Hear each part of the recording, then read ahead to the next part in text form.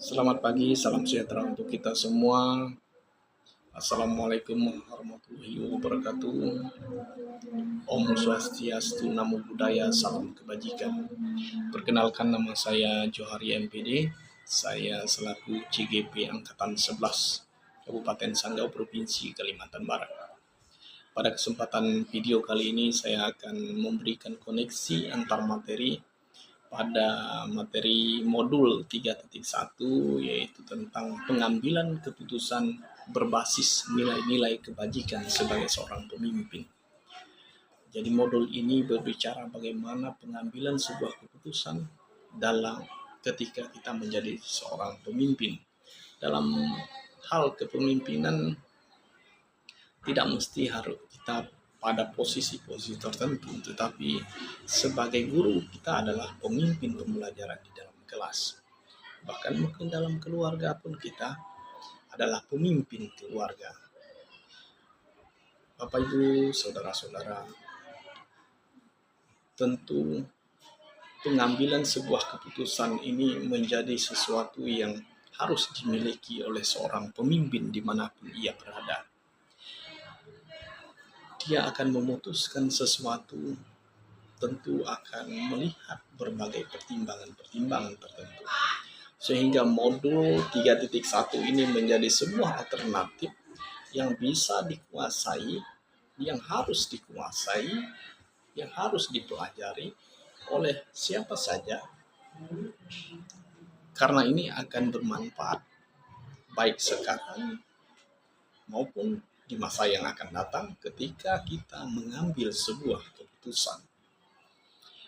Nah, dalam modul 3.1 ini diceritakan tentang 3 hal pokok yang menjadi sebuah penguatan untuk kita dalam hal pengambilan keputusan. Di antaranya adalah 4 keterampilan ketika kita ingin mengambil sebuah keputusan. 4 paradigma yang kita kenal itu: 1, individu lawan kelompok. Jadi ketika ada kasus, ada masalah yang setelah kita analisis bahwa kasus tersebut mempertentangkan antara individu dan kelompok atau kelompok dan individu. Misalnya kita secara pribadi lawan kebijakan-kebijakan yang ada di dalam sebuah sistem sekolah, misalnya. Atau sistem sekolah melawan hal-hal tertentu yang dialami secara individu oleh seorang guru, misalnya. Yang berikutnya, yang kedua, itu adalah rasa keadilan dan lawan rasa kasihan. Tentu ketika kita ingin memperjuangkan sesuatu, keadilan adalah sesuatu yang menjadi goal yang harus kita penuhi, ya. Tetapi ketika rasa keadilan ini juga harus bertentangan dengan rasa kasihan, ya, kita harus menggunakan perasaan juga ketika mengambil sebuah keputusan. Ini juga akan menjadi sebuah dilema untuk kita sebagai pemimpin. Yang berikutnya, yang ketiga, itu adalah kebenaran lawan kesetiaan.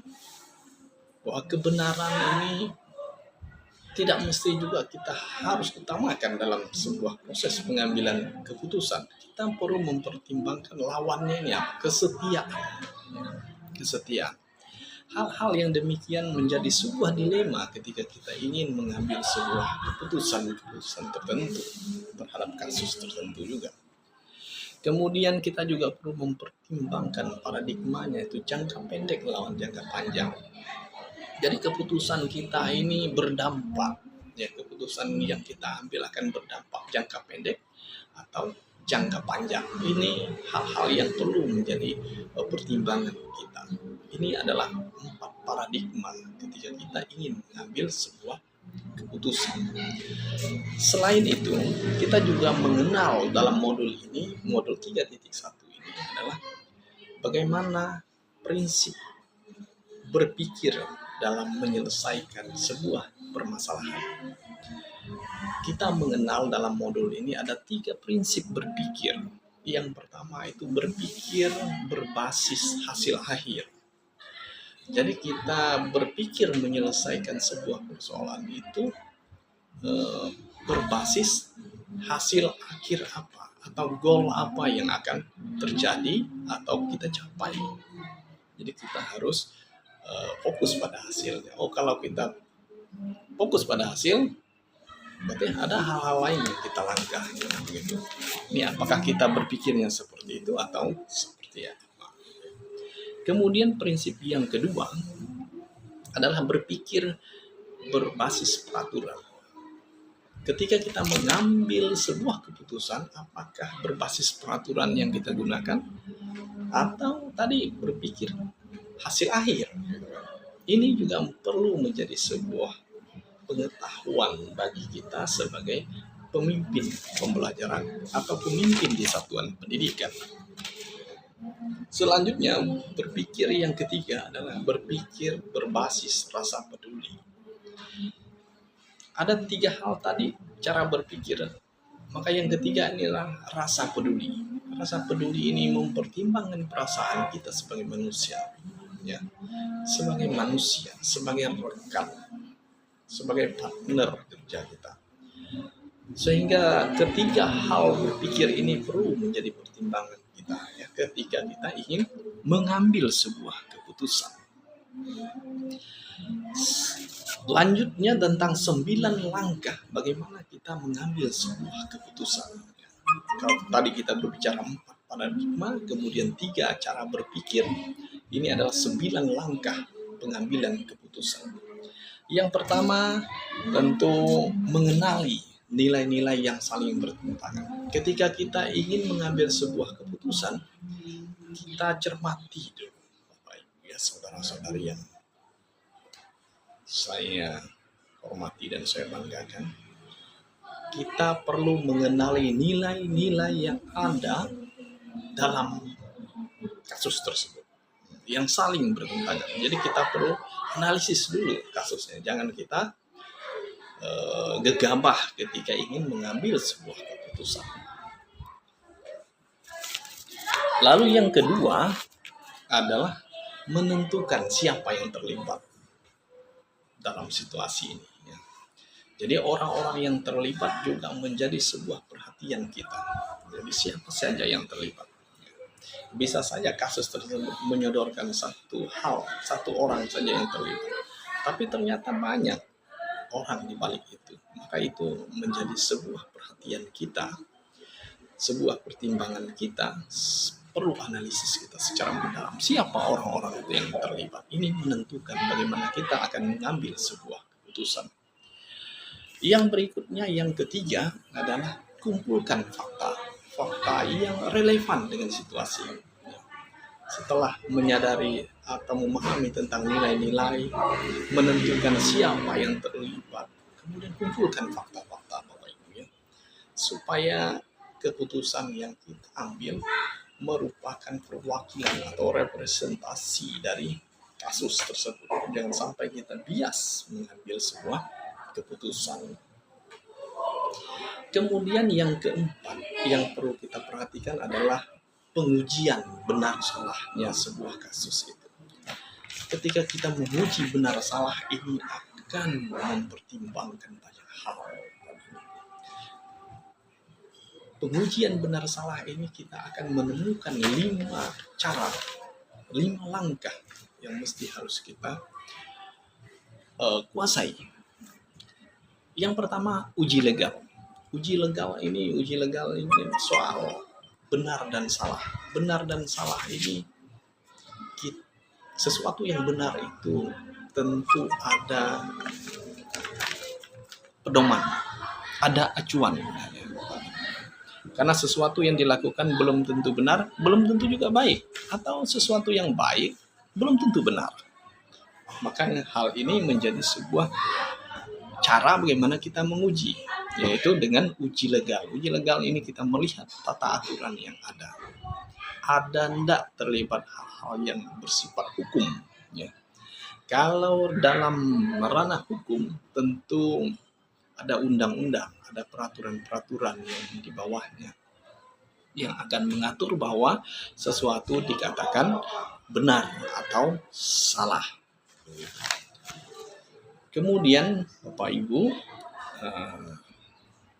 yang kedua adalah uji regulasi. Kalau tadi uji legal itu berdasarkan undang-undang, sekarang kita menggunakan uji regulasi. Memang secara sepintas kita mendengar bahwa legal dan regulasi ini sesuatu yang sama, mirip, ya. Tetapi pada dasarnya Bapak Ibu, saudara-saudari yang saya hormati, bahwa uji regulasi ini lebih kepada bagaimana aturan-aturan yang tidak mengikat secara hukum.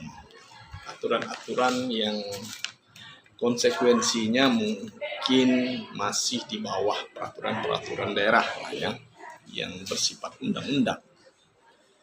Itu regulasi, misalnya aturan-aturan di sekolah ya. Karena aturan-aturan di sekolah ini kan tidak memiliki kekuatan hukum yuridisnya ya, secara legalnya ya. Tetapi juga sebagai sebuah aturan yang harus kita patuhi dan juga memiliki konsekuensi tertentu ya. Itu peraturan-peraturan yang ada di sekolah. Yang ketiga itu uji institusi ya. Kita perlu menguji intuisi ya, intuisi yang ada dalam diri, perasaan, bagaimana sih sebenarnya sebuah kenyataan ini. Intuisi ini bisa dilatih Bapak dan Ibu dengan bagaimana kita menguji banyak hal dengan perasaan, pertimbangan hati nurani ya. Tentu kita sebagai manusia memiliki elemen ini untuk menguji sebuah kebenaran di dalam perasaan kita, dalam pikiran kita. Dan ini harus dilatih secara terus-menerus supaya intuisi yang kita miliki, perasaan yang kita miliki, pemikiran yang kita miliki ini sungguh-sungguh mewakili kenyataan atau sebagai representatif sebuah kebenaran. Yang ketiga, yang keempat adalah uji publikasi. Uji publikasi di sini ketika kita publikasikan keputusan yang kita sudah rencanakan ini apakah berdampak luas? Apakah ada dampak positif atau negatifnya? Ini harus kita uji. Kalau tidak kita uji publikasi, mungkin kita tidak akan bisa memahaminya dengan baik bahwa ini keputusan yang salah atau keputusan yang kurang tepat dan sebagainya. Yang berikutnya adalah uji panutan atau uji idola. Kita tanyakan kepada idola kita ya, kepada panutan kita tentang keputusan yang akan kita ambil. Idola atau panutan ini adalah orang-orang yang secara pengetahuannya mereka lebih duluan mengetahui, bukan lebih pintar ya, tapi orang yang lebih duluan mengalaminya. Ketika orang yang lebih duluan mengalami kasus tersebut, masalah tersebut, kita mintai keterangan, tentu itu menjadi sebuah dasar bagi kita ketika ingin memutuskan sesuatu. Yang berikutnya, yang kelima, jadi dari 9 langkah, itu 5 pengujian benar salah. Saya lanjutkan dengan yang kelima, yang 9 langkah itu ya, 9 langkah pengambilan keputusan. Pengujian paradigma benar lawan benar. Bahwa sesuatu yang benar juga bisa dilawankan dengan benar. Mengapa demikian? Karena sebuah keputusan kita harus melihatnya secara menyeluruh. Apakah ini benar? Apakah ini benar? Jadi bukan soal benar salahnya lagi, tapi ini soal benar-benar. Ketika kita mengalami dilema benar-benar, maka yang perlu menjadi perhatian kita adalah mana kebenaran yang paling banyak. Nah, gitu ya.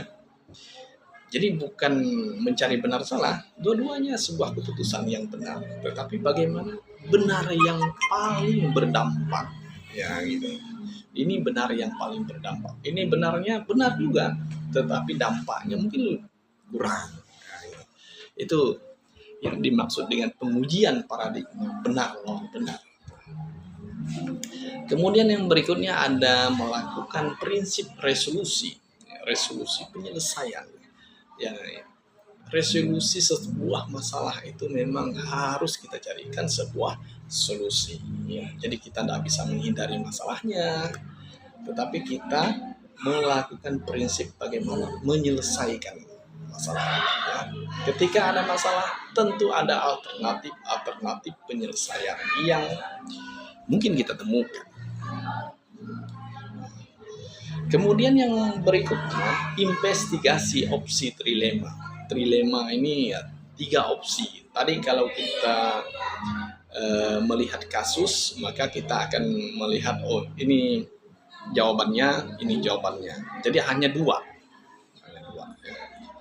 hanya dua alternatif. Ada 2 pilihan.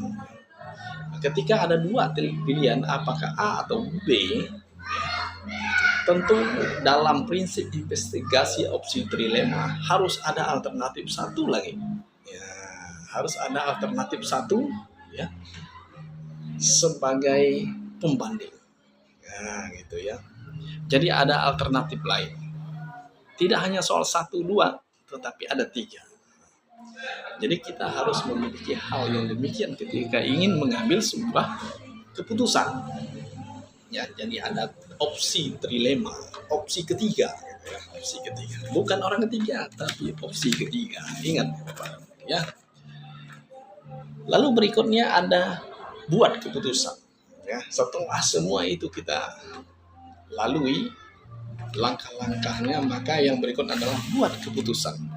Keputusan ini yang akan kita ambil. Karena keputusan ini sebuah kasus harus kita putuskan. Jangan membuatnya mengambang, jangan membuatnya menjadi tergantung, tidak ada solusi sama sekali. Jadi harus ada solusi. Tapi bagaimana kita mengambil solusi itu, membuat keputusan itu berdasarkan langkah-langkah yang sudah kita lalui sebelumnya. Tentu sebuah keputusan ini tidak bisa memuaskan semua orang. Maka langkah yang berikutnya, lihat lagi keputusan dan refleksikan. Jadi apa keputusan kita dengan pertimbangan-pertimbangan yang panjang tadi, 9 langkah pengambilan keputusan itu sudah kita lalui. Ya. Di akhir ya kita tetap memutuskan sesuatu, kemudian kita refleksikan. Setelah itu barulah sebuah keputusan itu kita keluarkan atau sampaikan kepada pihak-pihak yang mengalami masalah itu ya. Namun yang perlu diperhatikan kita semua bahwa sebuah keputusan yang kita ambil itu tidak mungkin memuaskan semua orang. Itu harus kita pegang sebagai seorang pemimpin ya. Jadi tidak ada satu keputusan pun yang tidak menimbulkan riak. Ini ibarat ketika kita berdiri di sebuah danau yang tenang, airnya tenang, kita lemparkan sesuatu ke dalam danau yang tenang itu, sekecil apapun, pasir saja bisa kita lemparkan ke danau, akan menimbulkan riak. Batu, kerikil, kita lemparkan juga meriak. Apalagi batu yang besar akan menimbulkan gelombang. Jadi tidak hanya riak tapi gelombang. Nah itu Bapak dan Ibu Dewan Guru, para calon-calon pemimpin yang ada di wilayahnya kita masing-masing ya, baik pemimpin keluarga, pemimpin di sekolah, pemimpin pembelajaran di dalam kelas. Tentu hal ini perlu menjadi sebuah pertimbangan kita sebagai pemimpin dimanapun kita berada. Demikian koneksi antar materi pada modul 3.1 pengambilan keputusan berbasis nilai-nilai kebajikan sebagai pemimpin bisa saya sampaikan. Mohon maaf atas segala kekurangan. Semoga ini menginspirasi kita, memberikan pemahaman kepada kita bagaimana kita mengambil sebuah keputusan keputusan dalam berbagai kasus yang kita hadapi. Selamat pagi, salam sejahtera untuk kita semua. Assalamualaikum warahmatullahi wabarakatuh. Om Swastiastu, Namo Buddhaya, salam kebajikan. Terima kasih.